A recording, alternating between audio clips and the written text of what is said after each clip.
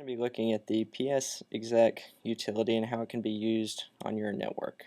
In order to get PSexec, the first thing you want to do is go to Google and type PSexec, and it'll be the first result from your Google search.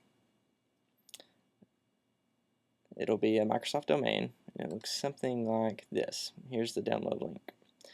Once you download that file, you'll get a zip file, which you can then decompress. After you've decompressed the zip file that you downloaded from Microsoft, you'll get a list of files here. And what you want to do is you want to copy these files into your C, Windows, Sys32 folder. After these files have been copied, you'll be able to execute this command in command prompt. And we just want to double check, make sure it works. And it sure does. Most of the time, the first time that you launch it, you'll get a accept. You have to accept a EULA in order to use the command. Okay. Now, what this command basically does is it allows you to execute a command on the machine, something like this. We can execute a calculator on our machine. Now, this may seem simple, as you can also just type calc on your machine and it does the same thing. But what PSexec gives us the ability to do is to launch applications over a network. So let's try to connect to a computer that is on Murray State's domain. The command looks something like this. We're going to try to connect to the command prompt of that machine. Go PSexec, the IP address of the machine. The computer name will also work. I'm going to use the IP address just for safe measure. You need to have admin rights to the machine that you're connecting to, so I'm going to type in that.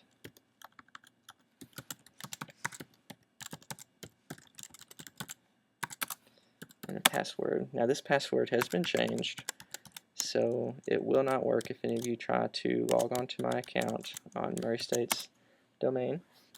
And we want to log into CMD, into command prompt of that machine.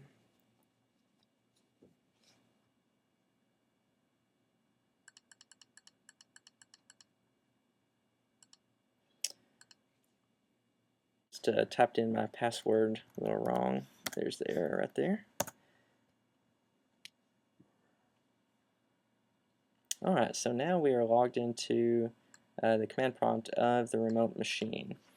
Now I'm just going to run a IP config here so you can see some uses. Pulls up the IP configuration of the remote machine. Now you can see how this could be useful, pulling up various utilities in command prompt on the remote machine. Now there's another feature of this that is somewhat valuable, and it's the ability to launch applications within the session of the remote computer. We're just going to change the command that we've already used a little bit. Oh, we need to get out of here. So we're just going to change this command right here.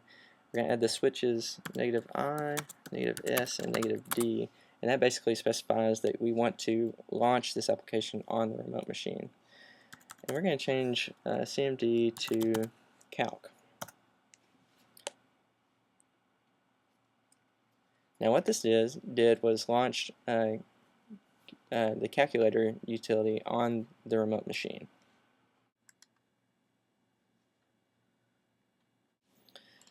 Now that we have the ability to launch applications on a remote machine, let's go over some uses. Let's say I have a game that I want to update on the remote machine, such as the Diablo 3 beta, and I want to be able to launch that beta so that it will update without actually having to sit at the machine. The command will look just like it did last time. We're going to connect to this IP address with this user name and password information.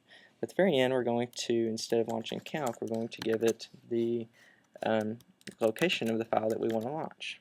Let's see, program files x86.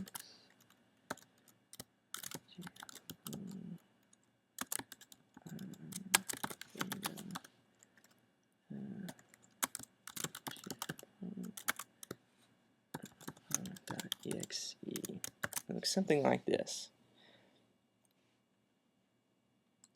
Got a little error in here.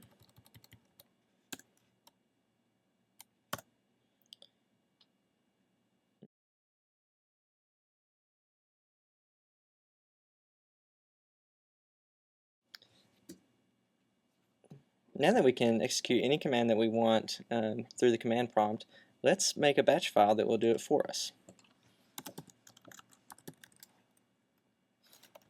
Open up Notepad, and then just copy the command that we already have typed into this Notepad document.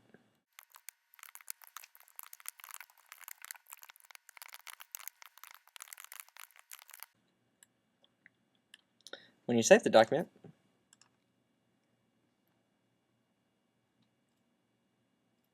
be sure that you save it as a .bat file.